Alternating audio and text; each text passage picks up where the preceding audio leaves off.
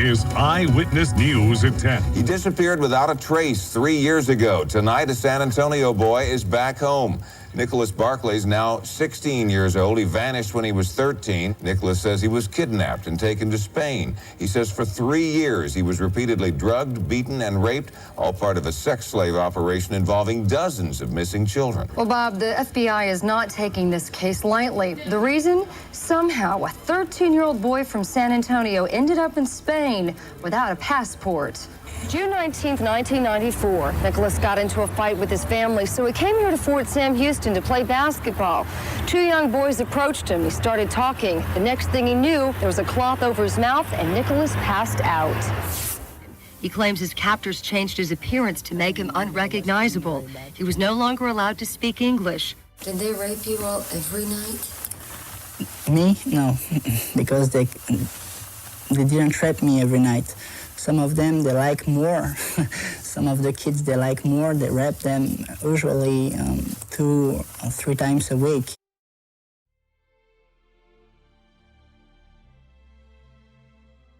Talk to me about how you even came onto this story. Why were you brought in as a private investigator? I got hired by a show called Hard Copy, and the producer wanted me to go along for some reason.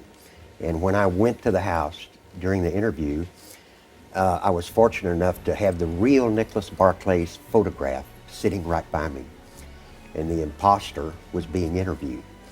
I noticed that the real Nicholas Barclay had blue-gray eyes. The imposter's eyes were brown.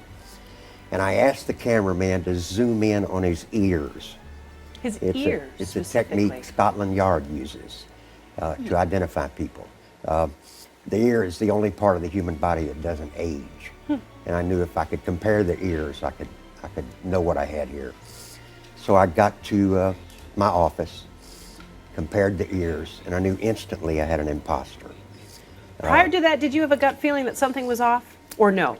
Kind of, but not really. Not till I got to looking there. I was able to see him and the boy and knew there was a huge difference. How did you get past the eye thing? Well, the eye test, what happened is he claimed that he had chemicals injected into his eyes by his captors. I telephoned an ophthalmology school. They said it's just not possible. They said it's not possible. Now, throughout this whole, before and after you had kind of gotten a view of his ears, the family really wants to believe in this, throughout this whole thing, that this man is Nicholas, is their son, is their brother. Why did you could not shake these lingering questions, though? Why was it? Because the family was really ready to accept this. One thing we've learned in our business is teenagers are changelings. It's true. Every day they look different. One day they're a rock star. The next day they look like they're a computer nerd working for Apple. So we know that. And I think they overlooked a lot of that. I really do. I think they...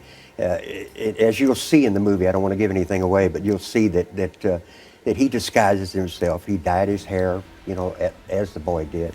He claimed that his accent was what he was told to do. He was told he couldn't speak English. It is a really well-produced film, and really the cinematography really contributes to the intrigue as you're going along. Yeah. This is a fascinating case. Have you ever seen anything like this in your career? On a 1 to 10, it's a 10.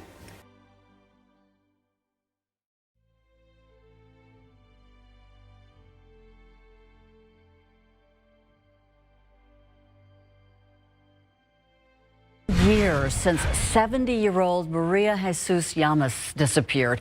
Her family has created pages, posted signs. They've even partnered with local agencies to try to bring her home. Tiffany Huerta sits down with her family to find out the latest in that search. Some of the people got the song and they would play it while they were on the search looking for her. It was Maria Jesus Llamas' favorite song. They say life must go on, but life really doesn't go on. It's like it's at a standstill. It was November 20th when this family's life would change forever.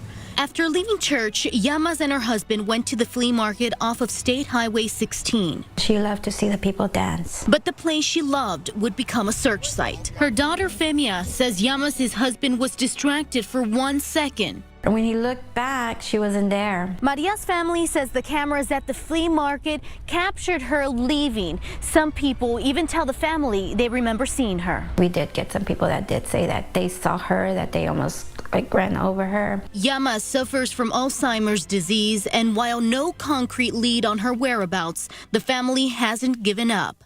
Thousands of people have liked this page dedicated to the search for Llamas. The family continues hanging posters and attending events. We try to continue to repost every announcement that they continue to do. Any activities or events that we have, we share with people.